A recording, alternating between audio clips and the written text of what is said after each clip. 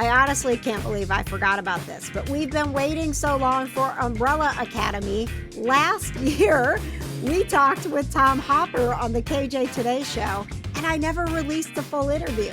Here it is, including his thoughts on season 4 of the Umbrella Academy. Hi, Tom. Hey, AJ, how are you? Oh my gosh, so excited to be talking with you this morning, especially because tomorrow's such a big day. Your new movie, Love in the Villa, is coming to Netflix. How excited are you? Very excited, very excited. It's a big day in the Hopper household because my wife is in the movie as well. So it's the first movie that we've done together. So it's a big moment for us, that we've got a movie coming out that we're both in.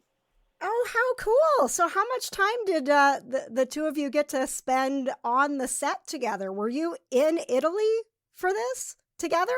We were in Verona, Italy together, which was actually in one way incredible because it was the first time we were sort of away from our children for a few weeks to have some time alone again, which we haven't had since both our kids were born. But at the same time, the time we were away from our kids was really, really hard because we were away from our children. So it was a kind of bittersweet in that sense. But we had an amazing time shooting this movie. It was just such a great experience. Verona is incredible, and the crew and the directors and the producers were just such a great team. So we had a great time. Well, let's talk about how this is a bit different. Obviously, I've got a lot of listeners right now who are, loving the Umbrella Academy, and you did Game of Thrones, but this is a bit of a shift for you and a more of a feel-good movie, putting some joy out there. Can you share what it's been like for you making Love in the Villa? Yeah, I mean, firstly, the big change for me was being able to go to work in something that isn't armor or a big muscle suit. Going to work with my own body, then to put on a jeans and a shirt as my costume. It felt pretty great, actually. But it was a new one for me because, Mark Steven Johnson, our amazing director, he approached me about the role and he was like, I think you'd be great at this. I was like, what do you mean? I've not done anything like this before. How do you know? I'd be great at this?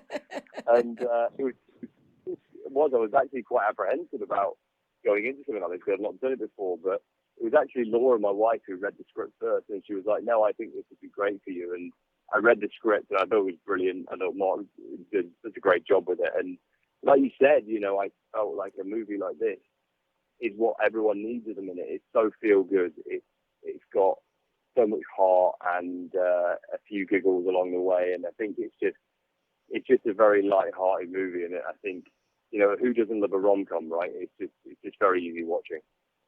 Well, and I have to ask because I'm a huge cat lover. I actually have a book about to come out about cats. Like cats are my life. So when I saw the trailer, I was like, man, I got to ask Tom about the scene where he's on the bed and there's all the cats in the room. Like, how is it trying to actually work with a bunch of cats?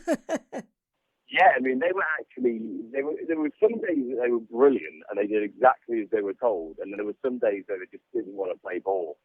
And we ended up having to CGI some of them in. But, cats are a tricky one, right? Because you can't just get them. It's not like dogs where you can train them to do the treat thing and then they kind of pick it up what you want them to do. They're a bit more free-spirited. So, there were some days that were pretty tricky, actually. But we got through that particular day when I was covered around them. They were pretty good that day. They played ball. That sounds about on brand for cats. Like some days we're gonna do what you want, and some days we're not. Exactly, yeah. Well, if you don't mind, Tom, I've got several questions for you while we've got you here. Michelle was the first one, and she said, first of all, she's had it on her calendar to watch Love in the Villa when it comes out tomorrow. She actually said, did you know he has a new movie out tomorrow? I said, yeah, that's why we're talking. She wanted to know, being a fan of you from Umbrella Academy, Can you talk a little bit about, the announcement that we're getting another season and it may be the last, and, any hopes that you have for Luther's future before the show comes to an end? Yeah, I mean, it's going to be interesting because, I mean, we end up knowing as little as you guys do as fans of the show as we find these things out. Like when we shot the end of that season last year, we were like, what does this all mean then? Like, what's going on here? So we're completely in the dark. And then as we find out that we're doing the fourth season, until we get like a season breakdown from Steve Blackman, our marvelous showrunner, we're kind of clueless. So I think it'd be good to see Luther get some kind of, I don't know what's going to happen with Sloane. I don't know whether Sloane's in the next season or not. So obviously after he's been married, that's going to be a big part of it. I'd like to see him, I hope he's not too down in the dumps. I hope he's not too miserable if Sloane isn't there. But apart from that, I always keep a very open mind, because no matter what you do in terms of trying to guess what's going to happen, as you can see from the beginning of season 3 with the dance and the fight and the way that all went, there's just no way you can guess which way Steve Blackman's going to take this show. So you just sort of sit back and wait for him to tell you, because he's going to take you on a ride no matter what. So it's either way, it's going to be exciting. Are you hoping for another dance scene in season 4? Is that fun for you?